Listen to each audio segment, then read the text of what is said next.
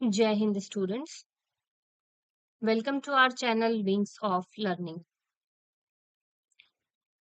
इस सीरीज में मैं पेडागोजी पढ़ाऊंगी आपको और पेडागोजी के सारे सिलेबस कवर किए जाएंगे। ये आज हमारी पहली क्लास है और पेडागोजी के सिलेबस में जितने भी टॉपिक्स हैं वन बाय वन मैं आपको सारे ही टॉपिक्स क्लियर करूंगी। ये पूरी सीरीज रहेगी एक आप लोगों के लिए जो फ्री ऑफ कॉस्ट है। And this video will be mainly for all teaching exams, UP TET, CTET, KVS, NVS, DSSB, Bihar TET and all other teaching exams. जितने भी टीचिंग एग्जाम्स होते हैं स्टेट लेवल के या आपके सेंट्रल लेवल के, जिसमें भी पेडागोजी आती है पूछी जाती है, वो सारे ही सिलेबस इसमें कवर किए जाएंगे और सबका मैं वन बाय वन टॉपिक पढ़ाने के बाद उस चैप्टर पे बेस्ड जो क्वेश्चंस हैं, PYQs हैं, वो भी मैं आपको सॉल्व कराऊंगी। Right. So without any delay हम आज का टॉपिक स्टार्ट करते हैं और हमारा पहला टॉपिक है child development and pedagogy. Right, यानी कि पहला टॉपिक हमारा क्या है? Child development. Right, child development. अब हमने टॉपिक देख लिया चाइल्ड डेवलपमेंट, बट इसमें हम क्या क्या पढ़ेंगे आइए ये देखते हैं कि इस वीडियो में हम क्या क्या पढ़ने वाले हैं। तो हम पहले देखेंगे कि हम क्या क्या पढ़ने वाले हैं। हमारा सबसे पहला टॉपिक जो रहेगा, सबसे पहला टॉपिक हमारा क्या है? Concept of growth and development. Right, यानी सबसे पहले हम देखेंगे concept of growth and development. विकास और वृद्धि में क्या अंतर है और विकास क्या है और वृद्धि क्या है। दूसरा है हमारा प्रिंसिपल ऑफ चाइल्ड डेवलपमेंट, यानी कि चाइल्ड डेवलपमेंट के अलग अलग सिद्धांत हैं जो हम इसमें डिस्कस करेंगे। उसके बाद हम तीसरा देखेंगे स्टेजेस ऑफ डेवलपमेंट, यानी कि एक बच्चा जो है वो अलग अलग स्टेजेस से होकर के गुजरता है अपने डेवलपमेंट के दौरान। Influence of heredity and environment, यानी कि आपके पर्यावरण का और आप पे वंशानुक्रम जो भी है आपका, मतलब हेरिडिटी से हम क्या लेकर के आते हैं अपने डेवलपमेंट में, वो कैसे रोल प्ले करता है ये देखेंगे। उसके बाद हम देखेंगे इंडिविजुअल डिफरेंसेस अमंग लर्नर्स। हर एक बच्चा यूनिक होता है और उसका अलग अलग इंडिविजुअल डिफरेंस क्या है, यानी एक बच्चा दूसरे से भिन्न कैसे है। लास्ट हम देखेंगे सोशलाइजेशन प्रोसेस, यानी बच्चे का समाजीकरण किस तरह से होता है और उसका बच्चे पे क्या प्रभाव पड़ता है। ठीक है, तो हम वन बाय वन डिस्कस करते हैं हम अपनी चीजों को। सबसे पहले हम देखेंगे मीनिंग ऑफ ग्रोथ, यानी कि वृद्धि क्या है। ठीक है, वृद्धि का अर्थ है बच्चे के शरीर के आकार, ऊंचाई, वजन, अंगों में बढ़ोतरी, ये सारी चीजें जो है आपकी वृद्धि में आती हैं। यानी कि ग्रोथ किस तरह का होगा, बच्चे का हाइट, वेट, बॉडी पार्ट्स, इस तरह की चीजें बच्चे की जो है बढ़ेंगी, तो वो आपकी ग्रोथ में आएंगी। यानी जो चीजें हमें सामने दिख जाएं, हाइट बढ़ेगी दिखेगी, वेट बढ़ेगा दिखेगा, बच्चे का बॉडी पार्ट्स बढ़ रहा है वो भी दिखेगा। यानी भौतिक रूप से जो चीजें आपकी दिखती हैं वो आपकी ग्रोथ में आती हैं। तो आप ग्रोथ समझ गए होंगे। अब देखते हैं हम अपना डेवलपमेंट, यानी विकास। विकास क्या है? विकास हो मतलब विकास होगा, पर विकास को हम भौतिक रूप से देख नहीं पाएंगे। जैसे कि बच्चे के अंदर मेंटल, इमोशनल, सोशल एबिलिटीज जो आपकी चेंज होती हैं, या किस तरह से वो बच्चा अपने इन सब चीजों में बढ़ता है, ये सारी चीजें जब हम देखते हैं, ठीक है, तो ये आपका विकास में आ जाता है। बच्चे की थिंकिंग एबिलिटी, सोचने की क्षमता बढ़ रही है, वो आप सामने नहीं देख पाएंगे। बच्चा भाषा सीख रहा है पर वो अंदरूनी सीख रहा है, बोल भले रहा है, लेकिन सीखा कहाँ, उसने प्रोसेस कहाँ किया, वो चीजें हमें नहीं दिखी। समाज में कैसे बिहेव करेगा बच्चा, ये डेवलपमेंट जब बच्चे में होता है, तो ये डेवलपमेंट यानी ये जो है आपका विकास के अंदर आता है। ठीक है, यही आप हिंदी में देख लेंगे जिसमें कि आपका शारीरिक, मानसिक, भावनात्मक क्षमताओं में समग्र परिवर्तन या सुधार होता है। और विकास जो होता है गुणात्मक होता है। ठीक है। जो ग्रोथ होता है वो क्वांटिटी में बढ़ोतरी होती है, यानी मात्रात्मक होता है। आपने डेवलपमेंट देख लिया, आपने ग्रोथ देख लिया। मुझे उम्मीद है कि आपको ये चीजें एकदम आराम से क्लियर हो गई होंगी। ये बहुत ही इजी टॉपिक है। और अब देखते हैं कि ग्रोथ और डेवलपमेंट में डिफरेंस क्या है, तो आपको और बेटर तरीके से समझ जाएंगे।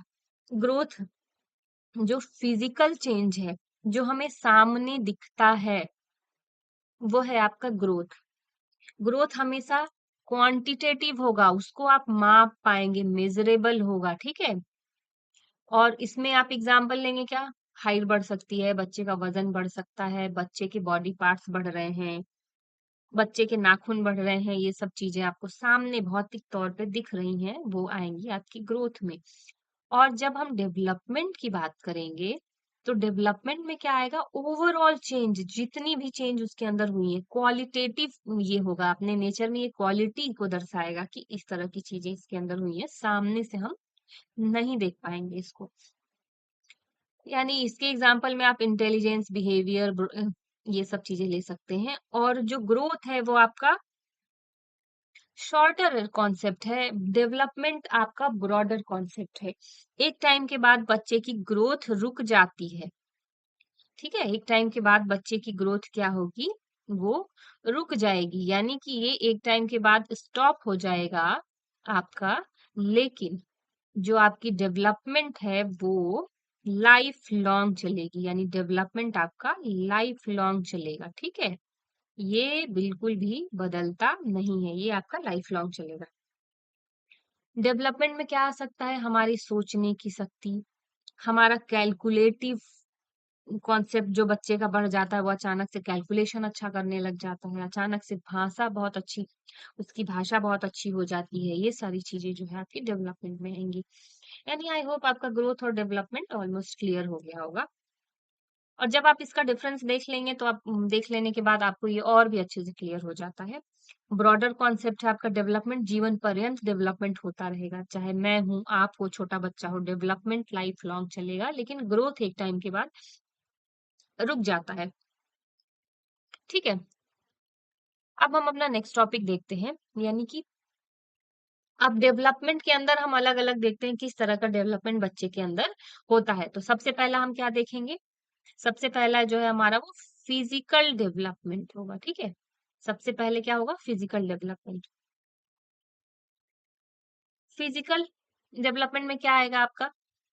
शारीरिक विकास, जो मैंने आपको बताया, मसल्स बढ़ेंगे, बोन्स बढ़ेंगी, बच्चा दौड़ना भागना सीखेगा, खेलना कूदना सीखेगा, रन मतलब लिखना पढ़ना सीखेगा। ये सब फिजिकल डेवलपमेंट, यानी जो चीजें भौतिक रूप से सामने देखी जा सकती हैं।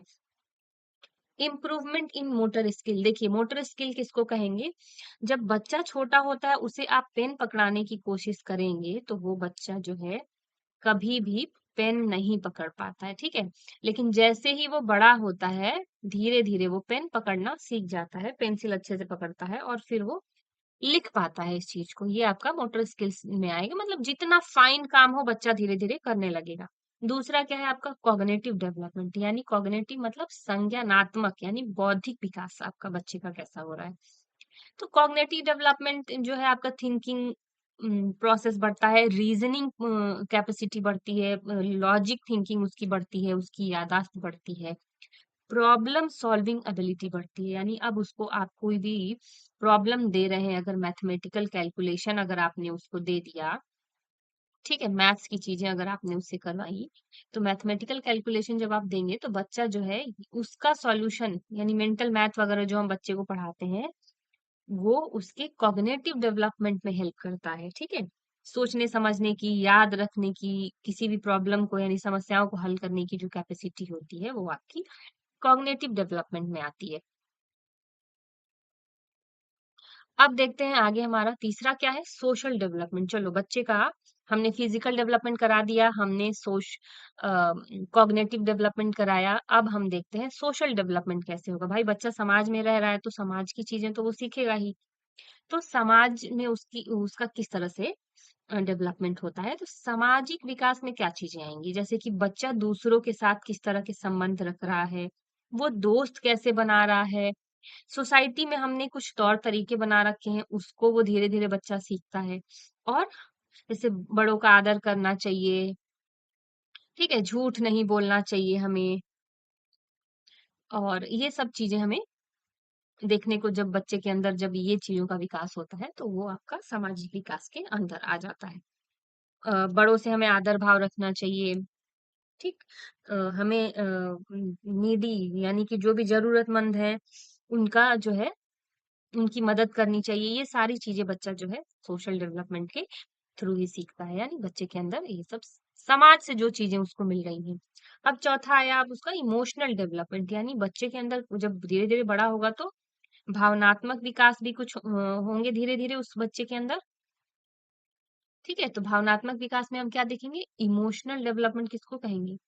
जैसे वो भावनाओं को समझने लगे, व्यक्त करने लगे और उसे कहाँ नियंत्रण रखना है अपनी भावनाओं पे। इस तरह की क्षमता जब बच्चे के अंदर जो डेवलप होती है, वो आपकी इमोशनल डेवलपमेंट के अंदर आती है। यानी बच्चा जैसे धीरे-धीरे बड़ा होता है, तो भावनाओं में उसके क्या आएगा? वो गुस्सा करना सीखेगा।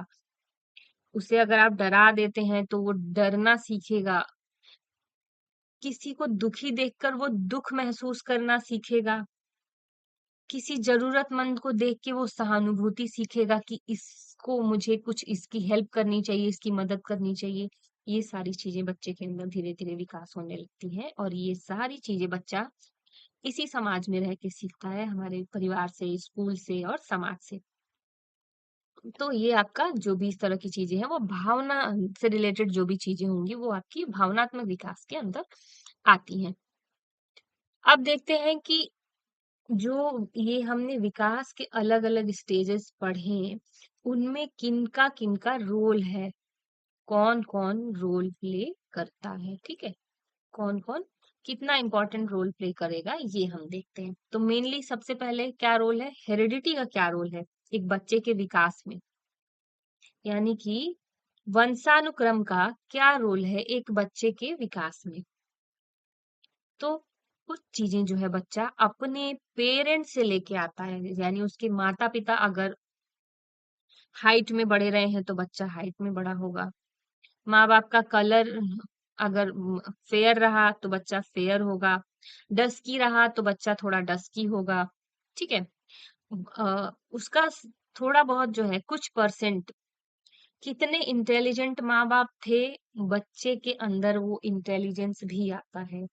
कुछ टैलेंट भी आता है, जैसे कि अगर किसी के फादर या मदर कोई बहुत ही ज़्यादा अच्छे रनर रहे हों, तो उनका जो बच्चा है ना, वो भी एक गुड रनर होगा, ठीक है? उसकी भी स्पीड जो है, वो बहुत अच्छी स्पीड रहेगी, राइट?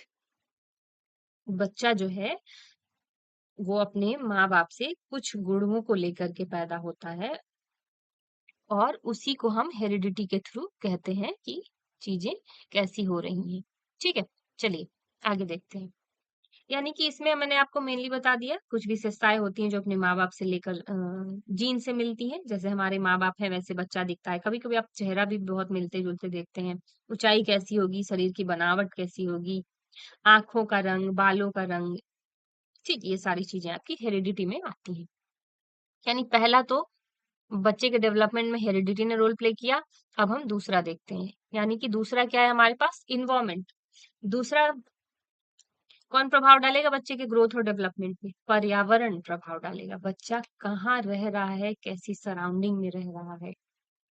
ठीक है, सराउंडिंग का मतलब ये हुआ कि अगर आप एक गांव के बच्चे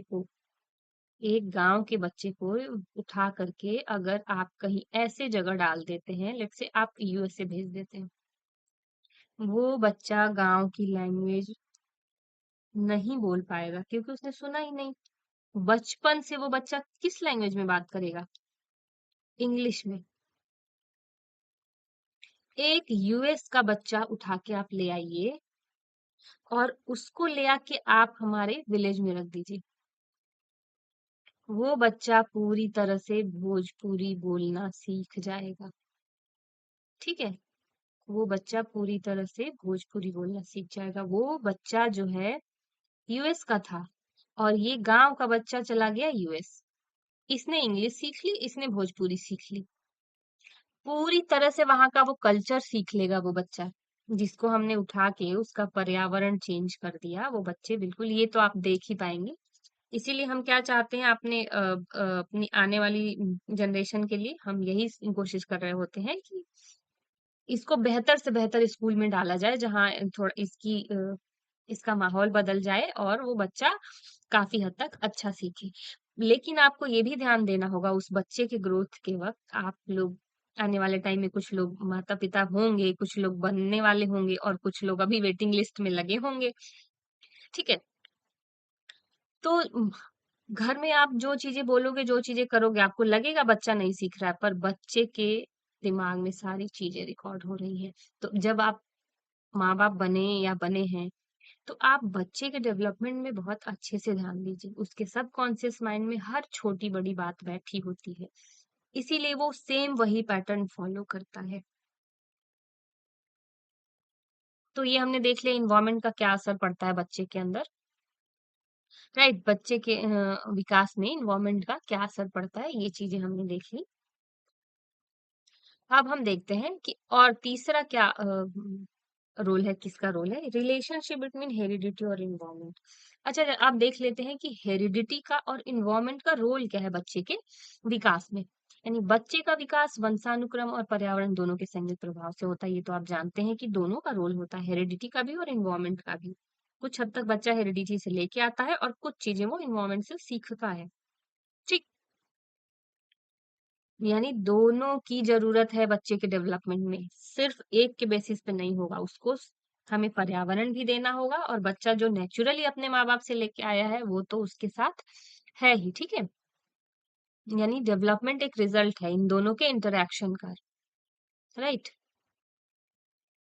मीनिंग ऑफ इंडिविजुअल डिफरेंसेस। अब देखते हैं कि व्यक्तिगत भिन्नता क्या होती है, यानी हर बच्चा अपनी अपनी क्षमता, अपनी बुद्धि, अपने सीखने की गति और अपने अपने इंटरेस्ट लेके पैदा हुआ है। किसी का इंटरेस्ट कुछ और हो सकता है, किसी को मैथ्स अच्छा लगता है, किसी को साइंस अच्छा लगता है, किसी को इंग्लिश अच्छा लगता है। खाने में भी सबका अलग-अलग इंटरेस्ट है, किसी को दाल-चावल अच्छा लगेगा, किसी को पनीर अच्छा लगेगा, किसी को पालक अच्छा लगेगा। ये सब बिल्कुल ये व्यक्तिगत भिन्नता है। और कोई भी 2 लर्नर कभी भी सेम नहीं होंगे।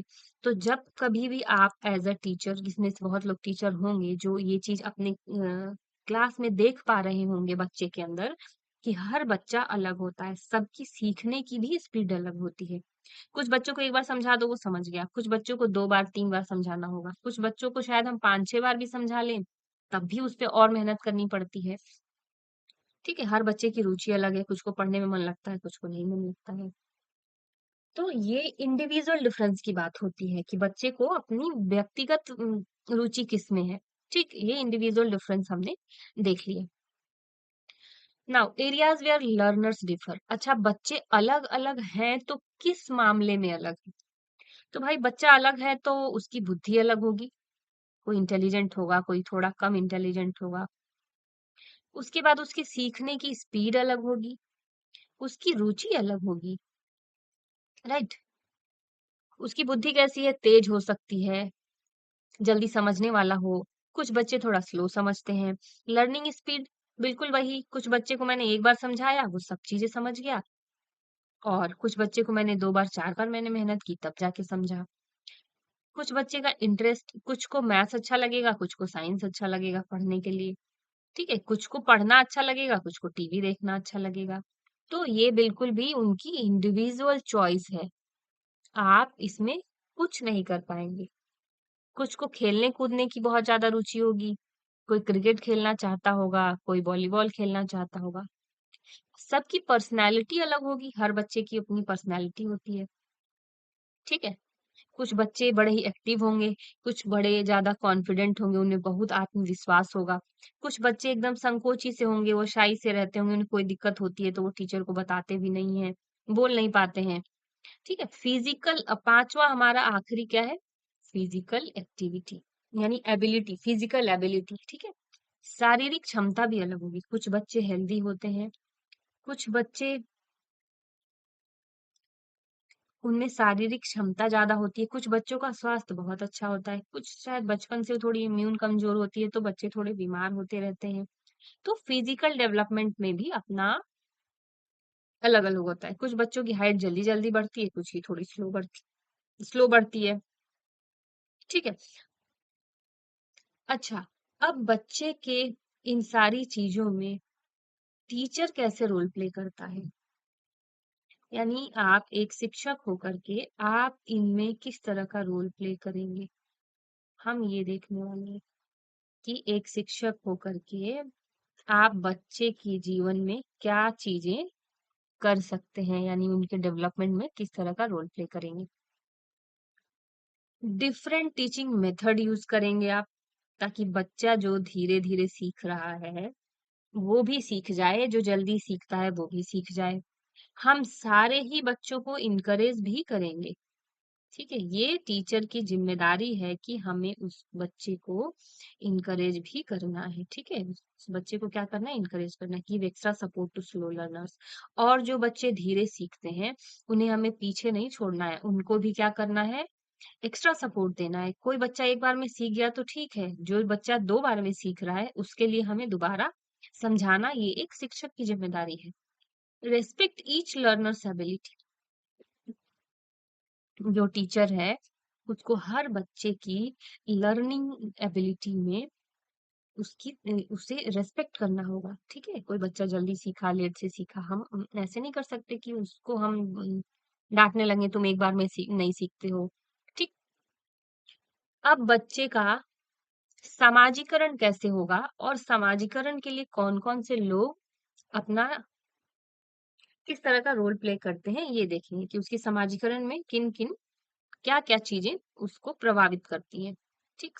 तो सामाजीकरण आप बड़े ही आराम से जानते हैं कि वो ऐसी प्रक्रिया है जिससे बच्चा समाज के नियम, मूल्य, व्यवहार, संस्कृति ये सब चीज़ें सीखता है, ठीक? जैसे कि वो समाज का एक ज़िम्मेदार सदस्य बनता है ये सारी चीज़ें सीख के, जैसे कि बच्चे को हम क्या सिखाते हैं? Honesty is best policy. ईमानदारी यानी बच्चे को ईमानदार होना चाहिए, झूठ नहीं बोलना चाहिए, बड़ों का आदर करना चाहिए, ये सब चीज़ें कौन सिखाता है? अलग-अलग कुछ चीज़ें वो फैमिली से सीखेगा, कुछ स्कूल से सीखेगा। यानी कि ये सारे ही चीज़ें जो है बच्चे के समाजीकरण में यानी सोशलाइज़ेशन में हेल्प करती हैं, ठीक है? यहाँ पे आप लोगों के लिए इंग्लिश में भी डेफिनिशन दिया हुआ है। Socialisation the process through which a child learns social norms, values, behaviour. आपके आसपास का कल्चर भी बच्चा कहाँ से सीखता है? समाज से ही सीखता है। जैसे हिंदू रिलीजन में वो मंदिर जाके पूजा करेगा, मुस्लिम रिलीजन में वो मस्जिद जाएगा, नमाज अदा करेगा, सिख में उसे गुरुद्वारा जाना है, क्रिश्चियन में उसे चर्च जाना है, ये सब बच्चा सोशलाइजेशन प्रोसेस के अंदर ही सीखता है। मेन एजेंट ऑफ सोशलाइजेशन यानी समाजीकरण करने में कौन-कौन भागीदार है? सबसे पहले बच्चे का परिवार होता है। Family is the first and most important agent of socialisation, right? सबसे पहले बच्चा कहाँ सीखता है? अपने माता-पिता और परिवार से सीखता है। यानी कि पहली भाषा और किस तरह की आदतें और व्यवहार बच्चा करेगा, ये उसकी फैमिली से डिसाइड होता है, ठीक है? दूसरा, स्कूल रोल प्ले करेगा। बच्चा जब थोड़ा बड़ा होगा, तो वो स्कूल जाएगा। स्कूल में जाने से वो क्या सीखता है? एक तो डिसिप्लिन सीखेगा कि मुझे एक सर्टेन टाइम पे स्कूल पहुँचना है। ठीक है, हम क्या देख रहे हैं कि एक अगर उसको बताया गया है कि 7 बजे तक आपको स्कूल पहुँच जाना है, तो बच्चे के अंदर ये क्या आया? डिसिप्लिन आया कि मुझे 6 बजे उठना है और 7 बजे तक स्कूल पहुँचना है तैयार होकर के। कोऑपरेशन होगा, बच्चे स्कूल में जाएँगे तो कोऑपरेशन भी सीखते हैं, सहयोग सीखेंगे कि साथ में बैठना है, किसी को परेशान नहीं करना, किसी से लड़ाई झगड़ा नहीं करना। कुछ नियम होंगे स्कूल के वो सीखेगा, कुछ सोशल स्किल्स भी सीखेगा बच्चा यानी कुछ सामाजिक कौशल। और इन सब में टीचर का बहुत ही इम्पोर्टेंट रोल होता है, राइट? टीचर का बहुत ही इम्पोर्टेंट रोल होता है। एक स्टूडेंट्स को बनाने में टीचर का बहुत इम्पोर्टेंट रोल होता है। आप लोग पहले भी सुने होंगे कि एक शिक्षक जो है वो बच्चे को बना भी सकता है और बिगाड़ भी सकता है। आप देखें अगर किसी के घर में कोई छोटा बच्चा हो और वो स्कूल जाता हो, तो वो उस जब वो कोई काम करने लगता है तो आप कहेंगे ये ऐसे नहीं करो, तो बच्चा क्या बोलता है? नहीं मेरी मैम ने ऐसे बोला है करने को। और आप कहते रह जाएँगे, वो बात नहीं सुनेगा। वो बार-बार यही बताएगा मेरी मैम ने ऐसे बोला है करने को, आपको नहीं आता है, मैम ने ऐसे बताया है। तो एक टीचर बच्चे पे बहुत गहरा प्रभाव डालता है। उसका जो डेवलपमेंट का स्टेज है, उसका मन, उसका जो भी सीखने का प्रोसेस है, उस कोमल बच्चे के मन पे बहुत गहरा प्रभाव पड़ता है। ठीक है? उसके बाद बच्चा जब स्कूल जाने लगता है तो अपना फ्रेंड्स बनाता है, उसके ग्रुप पीयर ग्रुप बनते हैं, सहपाठी मित्र बनेंगे, वो क्या करते हैं। तो वो भी उसके बिहेवियर में, एटीट्यूड में और इंटरेस्ट को बताता है कि बच्चा जो है शांत स्वभाव का है, वो शांत बच्चों को दोस्त बनाएगा। बच्चा अगर बहुत ही लड़ाई झगड़ा करने वाला है, वो वैसे ही बच्चों को दोस्त बनाएगा। ठीक? सोसाइटी और मीडिया भी बहुत इम्पोर्टेंट रोल प्ले करती है, यानी समाज तो करती ही है, बच्चा मीडिया से भी सीखता है कि वो जो मीडिया में देख रहा है, टीवी पे जो देख रहा है, वो भी बहुत हद तक बच्चे पे असर करता है। आप सुने होंगे कि आजकल बच्चे यूट्यूब चला रहे हैं और देख रहे हैं, उन्हें ये समझ में आ गया है कि 14 साल से नीचे के जो बच्चे होते हैं, वो काम नहीं कर सकते क्योंकि उनको बाल मज़दूरी कहा जाता है। तो आजकल आप घर में सुन लिए होंगे अगर आपने कह दिया ना 1 गिलास पानी लाना बेटा, तो बच्चा सीधा जवाब देता है, बाल मज़दूरी करा रहे हो आप। मैं 14 ईयर्स से कम का हूँ और आप मुझसे ये चीज़ नहीं करा सकते। फिर आपको भी समझ नहीं आता, मैंने तो बताया नहीं इसको, बच्चा सीख कहाँ गया, ठीक है? यानी और सोसाइटी का क्या है? समाज में तो वो चीज़ें सीखेगा, फेस्टिवल आते हैं अलग-अलग, वो फेस्टिवल मनाना सीखता है, किस तरह की चीज़ें उसको करनी है, कौन से फेस्टिवल कैसे मनाना है, किसमें क्या होता है, ये सारी चीज़ें भी इंटरनेट है, टीवी है, आजकल तो मोबाइल फ़ोन हो गया है जो कि मीडिया के तौर पे रोल प्ले कर रहा है और फिर सोसाइटी में हम बच्चों के साथ निकलते हैं, अपने आस-पास पड़ोसियों से भी बहुत सारी चीज़ें बच्चा सीखता है। तो ये सारी चीज़ें जो हैं वो बच्चे के डेवलपमेंट में एक इम्पोर्टेंट रोल प्ले करती हैं। अब देखते हैं हम अपना अगला टॉपिक,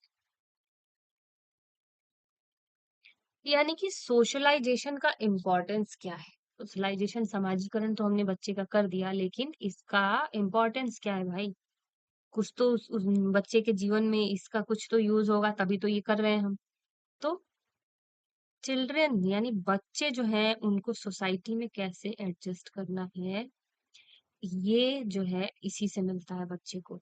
बच्चा यहीं से सीखेगा सामाजिकरण से ही कि सोसाइटी में एडजस्ट होने के लिए मुझे कुछ नियम, कायदे, कानून मानने होंगे, कुछ मोरल वैल्यूज़ पैदा करनी होगी, कुछ नैतिक मूल्य होने चाहिए मेरे अंदर, वो बनाएगा।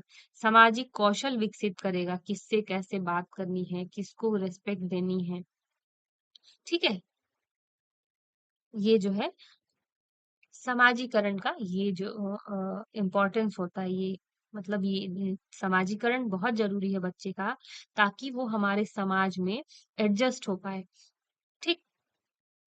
तो आज तक अभी तक जो हमने पढ़ा वो आप लोग रिवाइज़ करिएगा। अगर आप लोग चाहेंगे तो मैं इसका पीडीएफ आपको दे दूँगी, आप कमेंट सेक्शन में मेंशन कर सकते हैं। तो मैं आपको इसका पीडीएफ प्रोवाइड कर दूँगी, राइट? सो आज के लिए इतना ही, मिलते हैं नेक्स्ट वीडियो में। Thank you, take care.